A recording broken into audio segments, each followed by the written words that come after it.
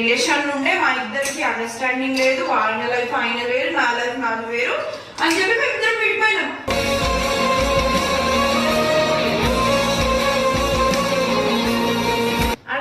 అడిగినాం. మా తప్పు ఇందులో 1% కూడా లేదు. ఎందుకంటే ఇంకో ఇది లేనప్పుడు ఏం చేయలేము. అది అజయ్ అయినా, పండు అయినా, సాయి అయినా, సనా, ఇంకెవరైనా ఎవరు